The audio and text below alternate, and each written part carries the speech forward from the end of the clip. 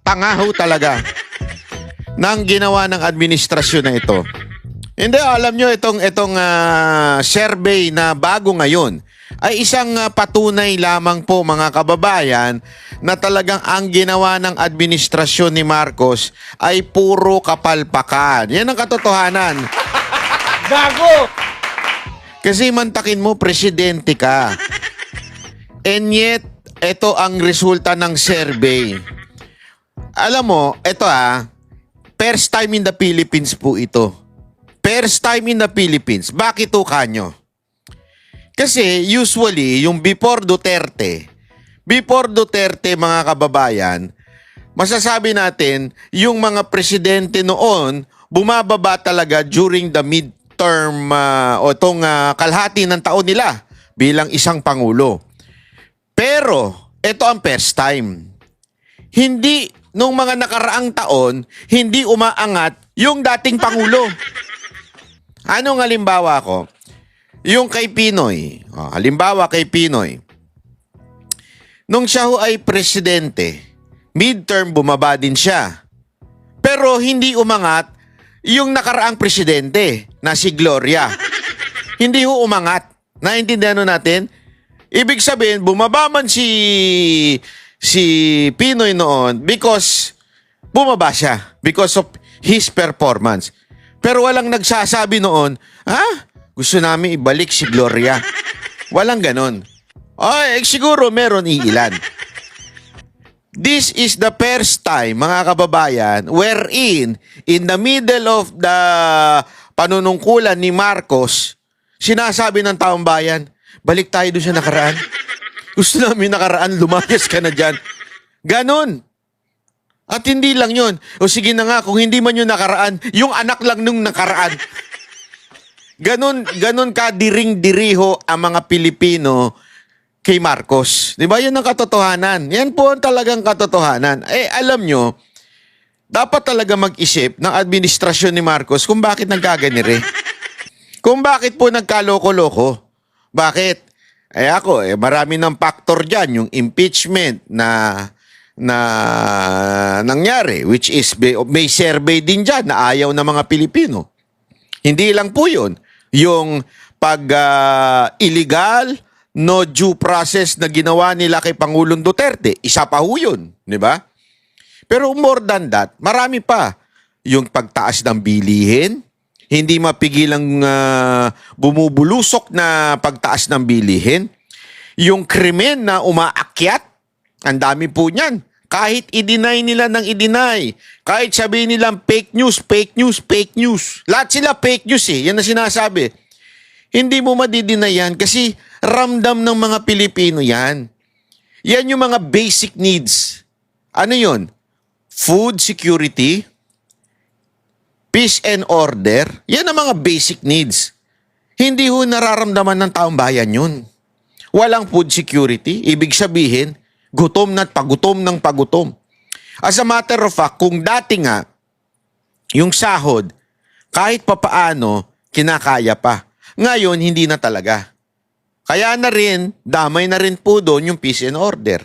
Marami po tayong nakikitang mga krimen, dahilan ng mga lintik na kriminal, hindi kasya at kailangan nila ng pera. Pampagamot.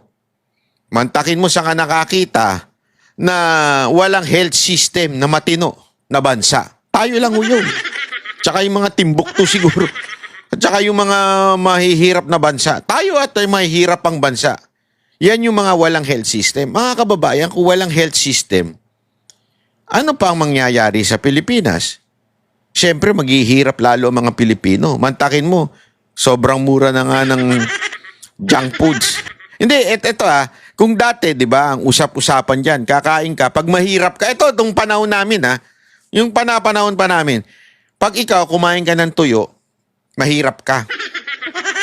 Kumain ka ng galunggong, mahirap ka. Ngayon, hindi na. Mayaman ka pagka nakakain ka pa ng galunggong. Pag nakakain ka ng tuyo, mayaman ka pa. May pera ka pa kahit papaano. Di ba? Ano na pagkain ng mga mahihirap ngayon? Pansit canton, ihahalo sa kanin. Asin, ihahalo sa kanin. O kung hindi kaya yung pagpag. Ni Bambam. pag ni Bambam, naalala nyo? Oh, yun. Yun ang ipakakain sa may hirap. Di ba?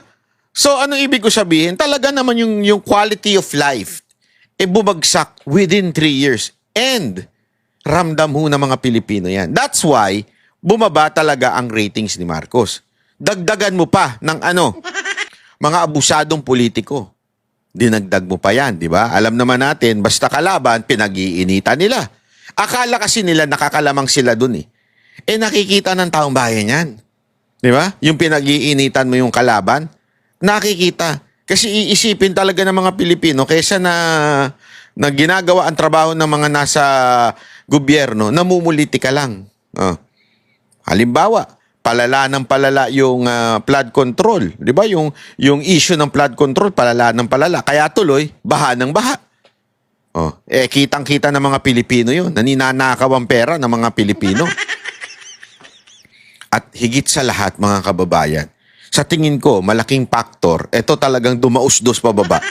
Kasi talagang matindi na yung kahirapan, di ba? Matindi na yung mga kaganapan para po masabi nating nawawala ng tiwala ang mga Pilipino. Alam mo kung ano pa nagpa-highlight niyan? Inilagay pa nila si Yuse Claire Castro. Yun ang problema dyan. Gago! Yan, sabi nga yan ng cream. Dun sa, alam mo yun, sa cake, di ba? Yung cream, yun yung pinaka talagang nakakalason dun eh. Aside from matamis na nga yung cake, nilagyan mo pa ng cream na may gatas na lahat. Mas lalo pag tuloy naka-diabetes, di ba? Ano ibig ko sabihin? Palpak na nga yung gobyerno. Lalagyan mo pa ng Yuse Claire Castro na magsasabi na maggagawa ng dahilan. Alam mo, mas nakakainis yung gumagawa ng dahilan. Alam mo yung sa awayan, yung mga mag-aaway na mga jogjojowa, lalo na yung dalawang fame whore ngayon na walang ginawa kung hindi mag-post ng kanilang awayan, yung pangit na nangalunya. Kasi meron uso ngayon sa social media. Yung dalawang vlogger, ewan ko kung sino bang vlogger yung bagong salta na naman. Tapos, lahat ng kanilang katarantaduhan, yung katarantaduhan ng jowa niyang pangit na nagloko, tas maganda yung babae, maya't maya post ng post. Halatang for the views for the content. Halata. Pero alam mo, masakit kasi doon, kaya nakaka-relate yung iba, kesa na umamin, nagdadahilan pa. Yun ang ginagawa ni Yuse Claire Castro. Kesa na aminin yung mga pagkakamali, lulusutan niya pa yun. Yun nakakabwisit eh. Kesa na mag-sorry ka, alam mo, ang tao, mas tatanggapin pa nila yung sorry. Kaya nga, naalala nyo kay Gloria, nung nag-sorry ang si Gloria, mas tinanggap Pero kung nagpalusot yun, sigurado ko lalo siyang madidiin dun eh. Pero nung nag-sorry, tapos nausapan. Hindi ko sinasabing tama yun, na yung ginawa niya. Ang sinasabi ko lang, mas tatanggapin ng Pilipino kung magso-sorry o kaya we will make things better o ganyan, di ba? Hindi pag tinanong mo tungkol sa peace and order, sasabihin sa'yo, fake news ka. Pag tinanong mo sa ganito, kasalanan ni Duterte. Wala talaga silang kasalanan. Kaya ka talaga mabibwisit kasi doon mo makikita, ninoloko nyo naman kami.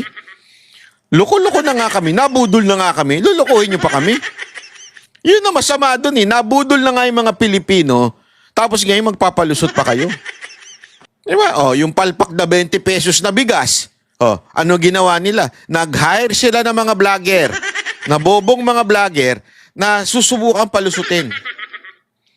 Kasi ang issue sa 20 pesos na bigas dyan sa Cebu, hindi yung 20 pesos na bigas sa pipiling lugar o piling bentahan ng bigas. Hindi yun ang gusto ng Pilipino. Kaya kahit gawin yung palusot yan, para lang masabing, halimbawa, para lang masabing promise fulfilled. Kukuha sila ng 2 o 3 tindahan na magbebenta ng 20 pesos na bigas.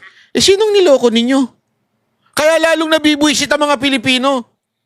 Mantakin mo para lang masabing promise fulfilled. Kukuha kayo ng 3 tindahan dyan na magbebenta ng bigas na 20 pesos. Sinong tindarantado ninyo? Tapos, etong mga fake news vlogger ni Marcos, Pagpapalusot pa, kita mo na, mali ka ba, blah, blah, blah, blah, sabi mo, hindi na magkakaroon ng 20 pesos na bigas after the election. Nagkaroon nga, ilang araw lang, ilang tindahan lang. That's not the point. The point here, mga kababayan, is dapat bumagsak ang presyo ng bigas. Sa lahat.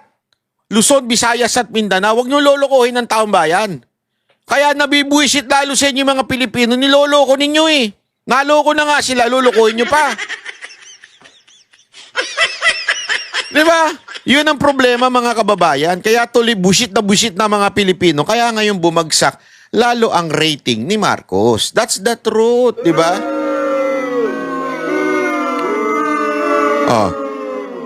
Sa sobrang kaya nga alam nyo mga kababayan, etong survey nito, mapakaraming kahulugan nitong survey na ito. Okay? Panoorin po natin. Marami pa rin Pilipino ang mas nagtitiwala kay dating Pangulong Duterte kumpara sa iba pang lider ng bansa. Batay po yan sa survey ng Pulse Asia. Sa 1,200 tinanong, ilang araw bagong midterm elections, 63% na nagsabing may tiwala. Ano daw? Is this a survey after the election? No. Is this a survey during the election? No. Is this a survey before the election? Yes. I therefore conclude. Isa sa meaning ng survey na ito, mga kababayan, that people will vote for the endorsement of VP Sara Duterte and Rodrigo Roa Duterte. Kasi alam mo, eto pa lang mga kababayan, kung titignan mo, kasi hinati po yan di ba? Ibig sabihin, tinanong na yan ang tatlong pangalan na inilagay. Kaya naman ay hindi natin alam kung what kind of o what form of question ang ibinigay nila. But the point here, dalawa ang Duterte dyan. Ibig sabihin, kahit pa paano may mga nagsabing may tiwala ako kay VP Sara Duterte o meron nagsabing may tiwala ako kay Rodrigo Roa Duterte pero wala akong tiwala kay VP Sara Duterte. Maaaring may ganon. Hindi ko sinasabing ganon, pero maaari. But the point here, 32% lang. Si Marcos mag-isa lang. And yet, 32% lang. Etong mag-ama, dalawa pa sila. So, ibig sabihin, sa totoo lang, kung ang question ay between Marcos and Duterte, I think, mas mataas pa siguro ang matatanggap ng Duterte. Baka 20 na lang yan si Marcos.